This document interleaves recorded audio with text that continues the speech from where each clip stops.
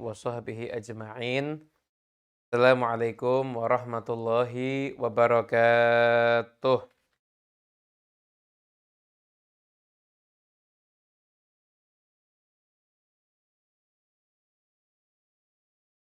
Alhamdulillah, Allah Subhanahu wa taala memperjumpakan kita semuanya di tempat, di forum yang insya Allah penuh dengan keberkahan ini. Salawat dan salam semoga selalu dicurahkan kepada junjungan kita Nabi besar Muhammad sallallahu alaihi wasallam, serta segenap keluarga beliau, sahabat beliau, dan semua yang mengikuti beliau sampai hari kiamat nanti. Alhamdulillah kita lanjutkan lagi kajian Sumtu Duror.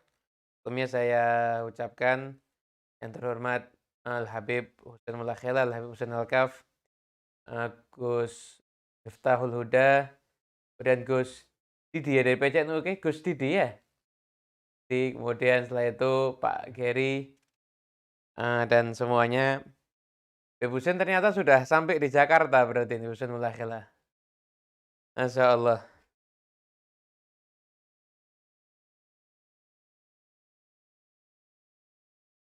Jam 3, Masya Allah. Anda sempat ngira Habib Husain nggak mungkin hadir ini, mungkin kecapean, Masya Allah. Malah sudah ngasih sambutan tadi. Alhamdulillah. Kita sekarang akan mengkaji salah satu bagian yang menurut saya ini bagian penting dalam Maulid Sumtu Duror, dan mungkin ini termasuk salah satu keistimewaan daripada Maulid Sumtu Duror. Di Maulid Sumtu Duror itu ada satu rangkaian selawat yang sangat istimewa.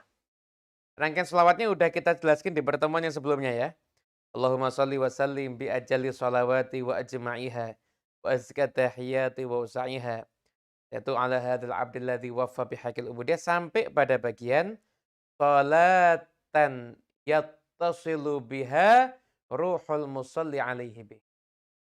Salawat yang dengan salawat itu maka akan bersambung rohnya orang yang bersolawat bihi, dengannya. Dengannya ini siapa? Dengan hamba yang memenuhi hak penghambaan tersebut, yaitu yang dimaksud adalah junjungan kita Nabi besar Muhammad sallallahu alaihi wasallam. Salawat yang apabila dibaca yang ada dalam Maulid Sumtu Duror ini, maka salawat ini akan menyambungkan rohnya orang yang membaca dengan Nabi Muhammad sallallahu alaihi wasallam. Perlu saya jelaskan dengan uraian sedikit.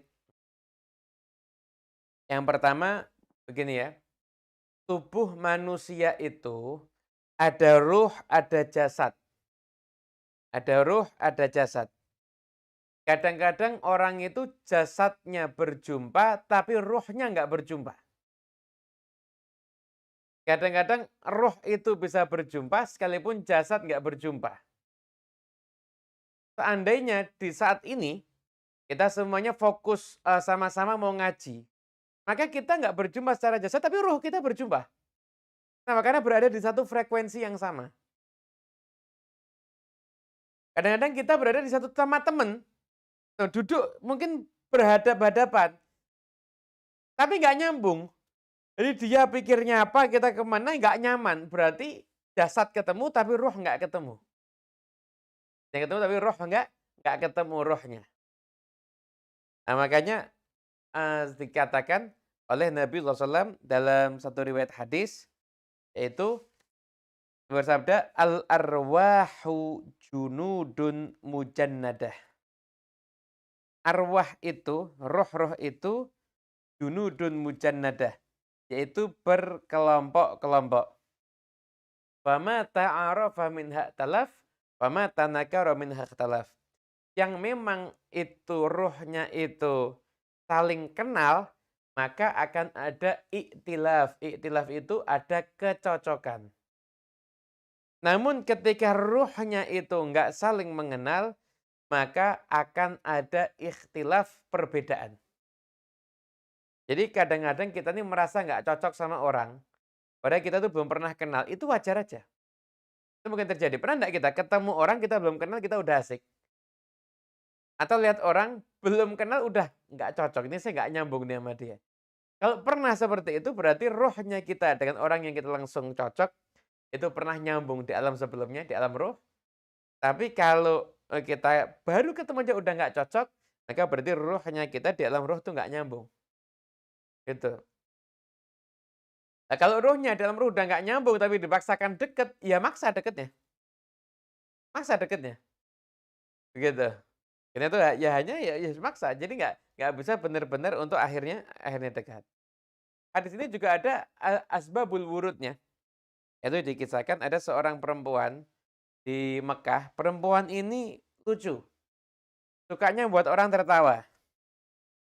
Sampai akhirnya perempuan ini sampai ke kota Madinah, di kota Madinah ternyata datang ditampung, tinggal sementara di rumahnya satu orang perempuan. Yang ternyata perempuan yang di Madinah ini orangnya juga lucu. Jadi orang yang lucu ketemu sama orang yang lucu, orang yang apa, kocak, jenaka begitu.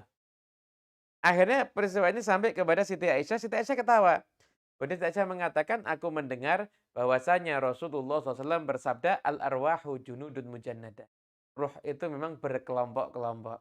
Jadi memang orang ini punya kecocokan, akhirnya subhanallah datangnya ke kota Madinah dari sekian banyak perempuan yang ada di kota Madinah yang siap menampung dia, tapi akhirnya kejadiannya dia di rumah salah seorang, yang memang lucu juga, punya kebiasaan yang sama dengan dia begitu. Namanya al-arwahu junudun mujannadah, bagaimana telah disampaikan oleh Sayyidatuna Aisyah radhiyallahu taala anha, beliau mendapatkan riwayat ini dari Nabi Muhammad sallallahu alaihi wasallam. Nah, nah, tentang ini dibahas, lanjut oleh Imam Al-Ghazali di dalam kitab Ihya-nya beliau, di bagian Adabul Ulfah, gitu. Beliau mengatakan bahwasanya, terkadang itu munasabah, kecocokan itu bukan karena fisik, bukan karena fisik, tapi memang karena sesuatu yang sifatnya ruhaniyah tadi itu. Sampai di sini Imam Ghazali mengutip satu riwayat hadis yang diriwayatkan oleh Imam Al-Baihaqi bahwasanya Rasulullah SAW bersabda, "Lau anna mu'minan dakhala ila majlisin." Seandainya seorang mukmin masuk ke satu majlis, fihi mi'atu mu'minin, fihi mi'atu munafikin wa mu'minun wahid, la ja'a hatta yajlisa ilaih. Ada seorang mukmin masuk ke satu majlis, di majlis itu ada 100 orang munafik, yang mukmin cuma satu. Maka ini orang mukmin nanti akan duduknya ya sama yang satu orang yang mau sama-sama mukminnya itu. Kalau ada seorang munafik masuk ke satu majlis, di situ ada 100 orang mukmin dan satu orang munafik, maka yang munafik yang detik ini pasti akan kumpulnya sama munafiknya juga. Itu yang disampaikan oleh Nabi Muhammad SAW. Jadi kadang-kadang ada kekuatan ruhani yang mendorong orang itu untuk cocok. Jadi ada dekat itu secara jasad, ada dekat itu secara ruh. Nah, dekat secara ruh itu sebagaimana telah disebutkan tadi, kadang-kadang manusia itu di alam arwah sedang berkelompok-kelompok, sehingga akhirnya dia cocok dengan ini, nggak cocok dengan ini, itu ada satu hal yang biasa-biasa saja. Yang lumrah-lumrah saja. Yang istimewa ini adalah bagaimana kalau kita semuanya itu harus punya kesempatan untuk bisa menjadikan roh kita itu sambung dengan Nabi Muhammad SAW. Kira-kira menyambungkan roh dengan baginda Nabi penting apa nggak penting? Wah, sangat penting. Sangat penting sekali.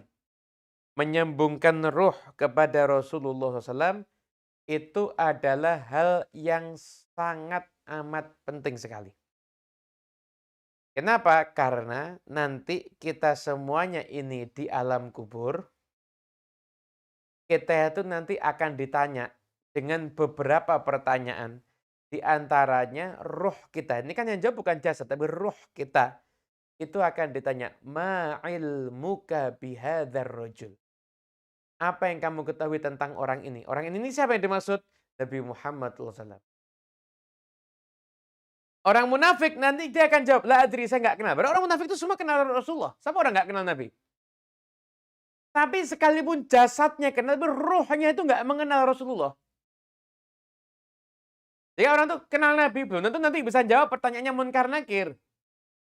Belum tentu nanti dia bisa jawab pertanyaan, apa pengetahuanmu tentang orang ini? Belum tentu bisa jawab dia. Tapi nanti orang mukmin ketika ditanya, "Bagaimana pendapatmu tentang ini?" Maka dia akan menjawab, "Huwa Muhammadun sallallahu alaihi wasallam alladzi jaa'a bil bayyinat," dan lain sebagainya. Terus dengan jawaban-jawaban yang sangat indah. Jadi nanti ruh kita itu akan dites. Ruh kita itu kenal apa enggak dengan Rasulullah sallallahu alaihi wasallam. Simtud Duror ini menawarkan solusi untuk menjadikan ruh kita mengenal dan bersambung dengan Nabi Muhammad SAW. Itu solusinya diberikan oleh Maulid Simtud. Dengan apa? Dengan sholawat tadi. Salatan yattasilu biha ruhul musalli alaihi bih. Salawat yang dengan sholawat itu, maka ruhnya orang yang bersolawat itu akan sambung kepada Nabi Muhammad Shallallahu Alaihi Wasallam. Itu orang yang disolawati. Rohnya orang yang bersolawat bersambung dengan rohnya orang yang disolawati, yaitu Nabi Muhammad Shallallahu Alaihi Wasallam. Nah, teman-teman semuanya hadirin Allah Ta'ala, para ulama, para habib, para kiai. Jadi penting sekali kita semuanya ini untuk menyambungkan roh kita dengan Nabi. Kenapa? Karena khawatirnya roh kita tuh nyambungnya bukan nama Nabi. Itu yang dikhawatirkan. Jadi hadis almar'u ma'aman ahabbah. Orang akan bersama dengan yang dicintai. Itu hadisnya sahih, sahih. Bisa diamalkan, bisa disampaikan, oh penting untuk disampaikan. Sekarang orang akan dikumpulkan bersama dengan orang yang dia cintai. Bahkan dikatakan seandainya ada orang ibadahnya bagus, tapi yang dicintai orang-orang fasik. Orang-orang yang nggak ahli ibadah, orang-orang yang zalim, misalkan begitu, orang-orang yang kelakuannya nggak baik, yang kelakuannya mendatangkan murka Allah. Jadi nanti sekalipun dia ahli ibadah, kumpulin sama orang yang model begitu deh. Kalau ada orang ibadahnya ya kurang ideal mungkin. Salat cuma yang wajib-wajib. Ya kadang-kadang masih kepleset maksiat dikit-dikit gitu. Tapi cintanya sama Nabi Muhammad SAW. Cintanya sama orang-orang soleh. Cintanya sama para aulia. Maka dikumpulkan juga bersama dengan para aulia. Maka para sahabat itu, sahabat yang amalnya luar biasa. Ketika mendengar hadis almar'u ma'aman ahab, itu senangnya luar biasa. Bahkan dikatakan saya nggak pernah lebih senang dibandingkan nikmat Islam seperti saya mendengarkan hadis ini. Orang akan dikumpulkan bersama dengan yang dia cintai. Kenapa? Karena mereka tahu bahwasanya mereka ini untuk bisa selalu kumpul sama Nabi Muhammad kalau mengandalkan amal nggak mungkin. Tapi ketika Allah buka pintu, mengandalkan cinta bisa kumpul selalu dengan Nabi Muhammad, maka mereka akan masuk ke pintu cinta tersebut untuk bisa selalu berkumpul dengan Rasulullah Shallallahu Alaihi Wasallam. Nah, ini adalah satu hal yang sangat penting. Bagaimana kita ini menyambungkan roh kita dengan Rasulullah Shallallahu Alaihi Wasallam. Nah, kalau kita membaca sholawat ini, sholawat Simtud Duror ini, maka insya Allah roh kita akan bersambung dengan junjungan kita Nabi besar Muhammad SAW. Nah, kemudian kalau misalkan ada yang protes, Habib tahu dari mana Habib? Nah, kalau orang yang baca Simtud Duror itu pasti rohnya disambungkan dengan Nabi. Setelah itu, apakah isi maulid ini pasti benar dan lain sebagainya. Ini adalah satu keyakinan yang saya yakini. Satu keyakinan yang saya yakini. Dan siapapun orang boleh berbeda pendapat dengan saya, nggak ada masalah. Karena ini adalah satu keyakinan yang saya yakini dan saya punya landasan ilmiah tersebut. Yaitu, Maulid Simtud Duror itu ditulis oleh Habib Ali bin Muhammad Al-Habsyi di usia beliau ketika beliau saat itu berusia 68 tahun. Ali Al-Habsyi menulis Maulid Simtud Duror. Habib Ali itu bukan ngarang Maulid Simtud Duror, dia tiap malam mikir mau ngomong apa, enggak. Habib Ali itu masih duduk, putranya bernama Habib Muhammad datang. Muhammad coba tulisan, ayo Bapak buat maulid. Akhirnya langsung spontan, ya Rabbi sholli ala Muhammad mala hafid ufki nuru kaukab, terus sampai alhamdulillahil qawi sultanu al-wadih. Terus itu ngomong terus, jadi itu bukan mikir, enggak, ngomong terus spontanitas. Nah, sampai akhirnya berhenti. Enggak dilanjutkan lagi sama Habib Ali. Artinya ketika itu dorongan batin yang menyebabkan beliau itu untuk mengatakan sesuatu sampai di situ.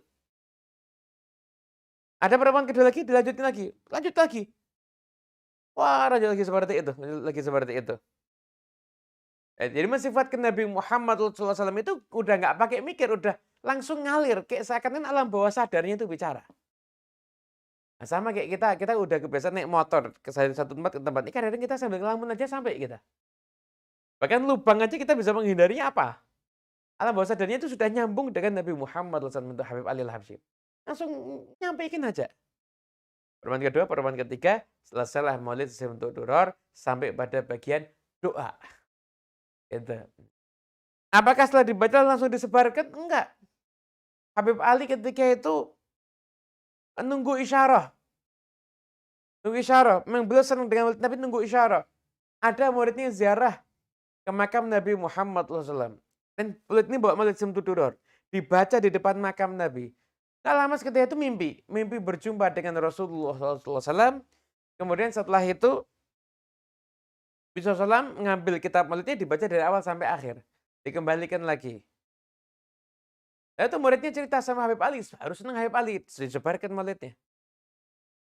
Disebarkan Maulidnya oleh Habib Ali bin Muhammad Al-Habsyi. Begitu. Jadi, loh kan itu kan lewat mimpi. Loh mimpi itu nggak sama dengan mimpinya orang pada umumnya. Saya mimpi berjumpa dengan Anda. Ini bisa jadi yang saya lihat bukan Anda yang sesungguhnya. Anda mimpi berjumpa dengan saya. Setan bisa nyamar jadi diri saya. Tapi kalau orang mimpi berjumpa dengan Nabi Muhammad SAW, maka setan nggak bisa nyamar jadi Nabi. Man ra'ani fil manam faqad ra'a haqqan au kama qala Rasulullah SAW. Barang siapa yang sudah menyaksikan aku di dalam mimpi, maka sungguh dia telah menyaksikan yang hak. Fa inna syaitana la yatamatsalu bi, sesungguhnya setan tidak bisa menyerupakan dirinya dengan aku. Itulah sabda Nabi Muhammad SAW. Artinya mimpi berjumpa dengan Nabi itu mimpi yang hak. Dan di mimpi itu Nabi tidak mengingkari satupun isi dari bagian Maulid Simtud Duror. Termasuk hadis tentang Nur Muhammad yang sering diperdebatkan dan lain sebagainya, itu nggak diingkari sedikit pun. Dari situ kita bisa mengetahui bahwasanya insya Allah apa yang disampaikan oleh Habib Ali dalam Maulid Simtud Duror itu insya Allah adalah doa-doa yang akan diijabah dan salat-salat yang insya Allah akan diwujudkan apabila orang membaca Maulid tersebut. Gitu. Itulah sedikit keistimewaan daripada Maulid Simtud Duror, utamanya pada bagian salatan yattasilu biha ruhul musalli alaihi bih. Dan fayambasitu fi qalbihi nuru sirri ta'alluqihi bihi wa hubbih. Maka ketika roh itu sudah bersambung dengan Nabi Muhammad SAW, apa yang terjadi? Fayambasitu inbisat itu maka akan lapang begitu, lapang. Lapang, hati itu akan mendapatkan kelapangan dan kelapangan itu adalah menjadi lapang itu hatinya dan lapang itu adalah adanya satu cahaya. Tersentuh nur yang di situ ada rahasia ta'alluq. Ta'alluq itu keterikatan hati dan kecintaan kepada junjungan kita Nabi besar Muhammad SAW. Itu. Jadi ketika orang itu membaca sholawat, maka sholat itu akan menjadikan orang sholawat Simtudur ini akan menjadikan orang ini punya hubungan dengan Nabi Muhammad SAW. Punya hubungan dengan Nabi Muhammad, hatinya akan terlapangkan dengan cahaya karena cahaya dari mana? Cahaya yang didapat daripada hasil ta'alluq, keterikatan hati dan dengan kecintaan kepada Nabi Muhammad SAW. Orang yang mencintai Nabi SAW itu hidupnya akan senang. Hidupnya akan lapang. Hidupnya akan bahagia. Anda bisa bayangkan, kalau orang itu sedang jatuh cinta, itu dia senangnya kan luar biasa. Itu pada cinta sama makhluk yang nggak jelas. Bayangkan Anda sedang jatuh cinta dengan makhluk yang paling dicintai sama Allah Ta'ala. Makhluk yang menjadi alasan Allah ciptakan langit dan bumi ini. Makhluk yang Allah sebutkan berkali-kali dalam kitab sucinya. Baik Injil, Taurat, Zabur, terlebih lagi di dalam ayat suci Al-Quran. Makhluk yang Allah Ta'ala jadikan madharur rahmah fil alam. Satu tampilan rahmat untuk alam ini. Itu makhluk tersebut adalah junjungan kita Nabi besar Muhammad SAW. Dan keuntungannya cinta Nabi itu apa? Cinta pada Nabi Muhammad itu tidak mengenal patah hati. Nggak ada kata patah hati kalau udah cinta sama Nabi. Kenapa? Karena kalau kita mencintai orang, belum tentu orang yang kita cintai mencintai kita dengan tulus. Ya bisa jadi saat itu dia cinta sama kita, begitu kepentingannya selesai dengan kita juga cintanya selesai. Mungkin bisa jadi seperti itu sehingga ada patah hati. Tapi kalau kita mencintai Nabi Muhammad SAW, maka kita mencintai zat yang telah mencintai kita sebelum kita wujud di muka bumi ini. Mencintai manusia yang telah memikirkan kita, berdoa untuk kita, bahkan sebelum kelahirannya kita di muka bumi ini. Kemarin mendengar nasihat yang di acara Haul yang sangat luar biasa oleh Habib Taufik bin Abdul Qadir As-Segaf, guru saya. Beliau mengatakan Nabi SAW itu perhatiannya pada umatnya luar biasa. Gak bisa ditandingi dengan apapun juga. Anda bayangkan, Nabi SAW itu bicara tentang masalah siwak. Nabi itu senang sama siwak. Itu senang sama siwak. Nabi itu gemar memakai siwak. Cuma kita umatnya yang aku cinta kadang-kadang kurang perhatian sama siwak. Saya membayangkan kemarin waktu ada kompetisi sepak bola itu kan ada salah satu pemain sepak bola geser satu botol minuman dari jenis merek tertentu minumannya. Dan dia bilang minum air aja. Maka minumannya digeser botolnya itu langsung sahamnya anjlok. Kenapa? Karena pendukungnya atlet sepak bola tadi nggak mau minum minumannya itu. Langsung sahamnya anjlok. Anda bisa bayangkan betapa pemain tersebut dikagumi sampai cuma geser minuman aja langsung sahamnya anjlok. Lah kita umatnya Nabi Muhammad SAW dengar keutamaan siwak berkali-kali, kok nggak ada rasa untuk ngikuti Nabi Muhammad SAW. Kan harusnya hak dicintai sampai dikagumi sampai seperti atlet sepak bola tadi itu bukan haknya dia, itu haknya Nabi Muhammad SAW. Gitu. Nah, hadirin yang dimuliakan oleh Allah Ta'ala, siwak ini barang remeh, enteng gitu, enteng. Harganya murah. Nabi tidak mewajibkan siwak. Kenapa? Nabi mengatakan laula an asyqa ala ummati. Seandainya tidak memberatkan umatku, niscaya aku akan mewajibkan menggunakan siwak setiap kali dia hendak beribadah, wudu ataupun sholat. Gitu. Itu sabdanya Rasulullah Shallallahu Alaihi Wasallam. Jadi Nabi itu benar-benar takut kita ini berat. Sampai-sampai siwak yang harganya murah, dikantongi mudah, dipakai juga mudah, semudah itu aja Nabi khawatir kalau kita jadi berat. Jadi Nabi itu nggak mau hidup kita ini berat, benar. Akan begitu luar biasanya kecintaannya Rasulullah SAW kepada kita semuanya. Bahkan ketika akan meninggal dunia pun yang Nabi pikirkan itu adalah umatnya lah. Terang benderangnya hati ini itu ketika ada cahaya kecintaan kepada Rasulullah Sallallahu Alaihi Wasallam. Wa yuktabu biha bi'inayatillahi fi hisbih. Maka dengan inayah Allah, maka Allah akan memasukkan kita akan dicatat sebagai orang yang tergolong hizib. Kelompoknya Rasulullah SAW. Wa ala alihi wa sahbihi alladzina irtaqaw sahbatal majdi bi qurbih.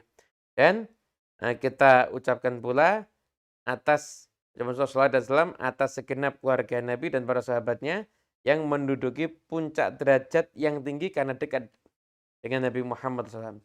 Wa tafayya'u dilala syarafil asli biwuddihi wa hubbih. Dan bernaung di bawah bayang-bayang kemuliaan sejati. Ada bayangan kan kita bernaung di situ kan? Ada bayangan Anda bernaung di situ. Kenapa? Karena mencintai Nabi Muhammad SAW. Ma'atarat akwana binashri dzikrahum nasim. Nah, salawat dan salam terus-menerus tiada hentinya selama hembusan angin mengharumkan alam ini dan menyebar sebutan-sebutan yang indah untuk mereka semuanya. Itulah salah satu keutamaan daripada Maulid Sumtu Duror. Maulid Sumtu Duror adalah salah satu perantara agar kita semuanya punya ruh yang bersambung dengan Nabi Muhammad SAW. Kalau udah bersama dengan Nabi Muhammad, maka tahapan yang berikutnya adalah kita akan mencintai Nabi Muhammad SAW. Udah mencintai Nabi, kita masuk dalam kelompok Nabi dan kita akan menjadi orang-orang yang beruntung di dunia ini sampai di akhirat nanti. Amin, amin ya rabbal alamin.